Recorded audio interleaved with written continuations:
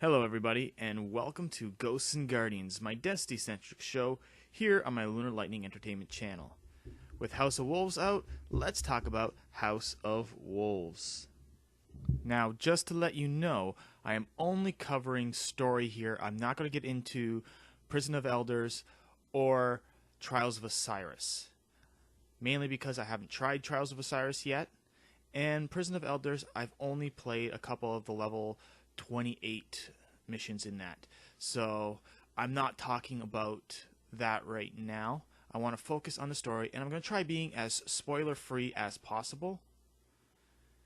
And anything I do mention is pretty well referenced in the very first mission of the game.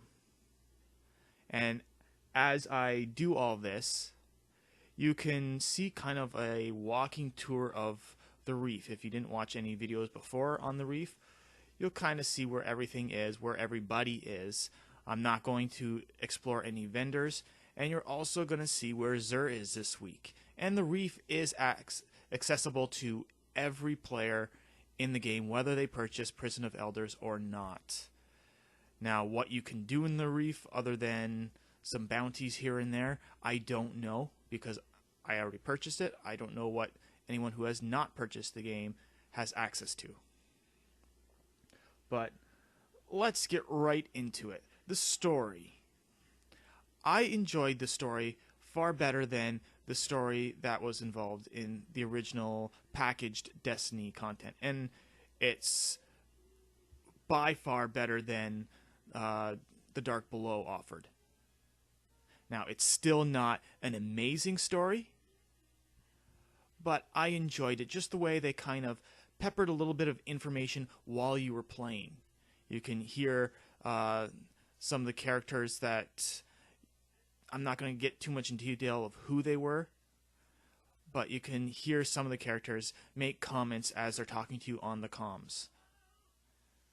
And it just explored a little bit more of the story. For those who are unaware going into this, the House of Wolves deals with a character named Skolas that has escaped the Prison of Elders.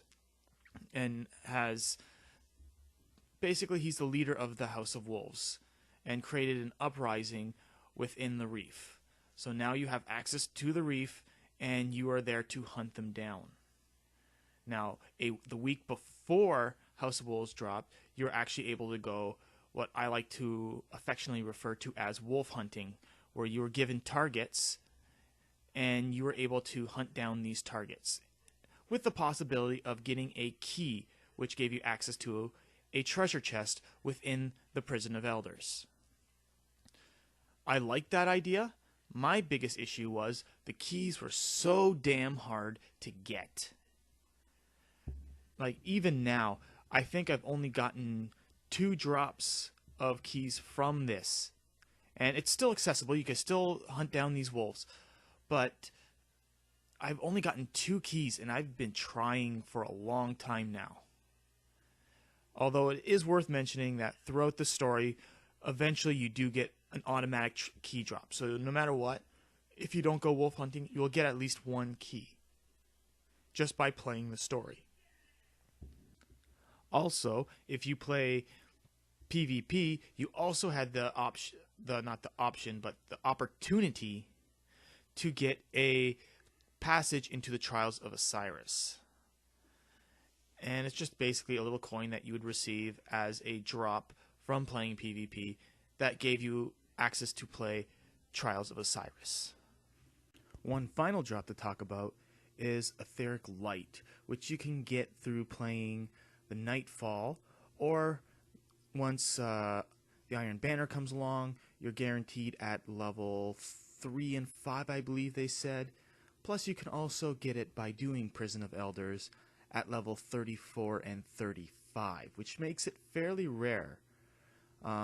Especially if you are a lower level player, you are basically counting on the Nightfall drops, or the rare occurrence of Iron Banner, because you really need to level up your character to really play that level 34 Prison of Elders.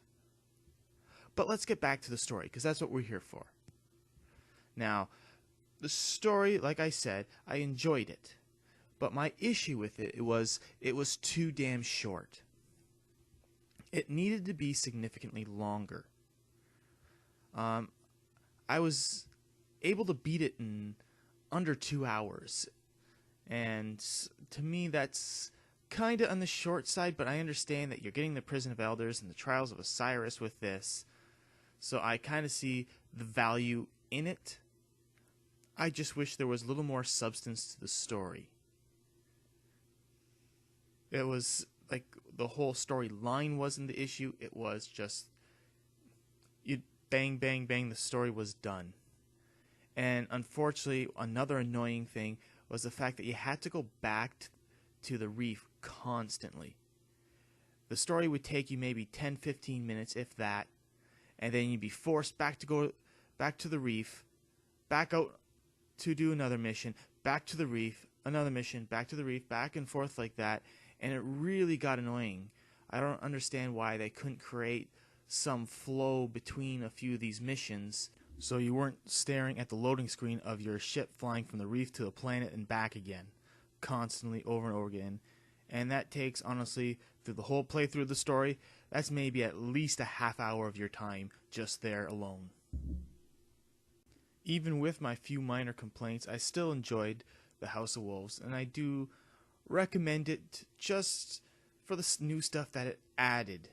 If you haven't played Destiny in a while, it's a good reason to get back into it just because of how easy it is to level up your character now with the addition of Etheric Light, and you're not grinding to get all your exotics back up to max stats again. So that's all I got. Let me know in the comments below what you think of the House of Wolves. And if you like what you see, feel free to subscribe, or you can follow me on Twitter at LunarLightENT. To end off this show, I will show you a little glitch I discovered while I was wolf hunting, in which a ship literally fell out of the sky. One of the drop ships literally fell out of the sky. So it's just going to be a short little snippet.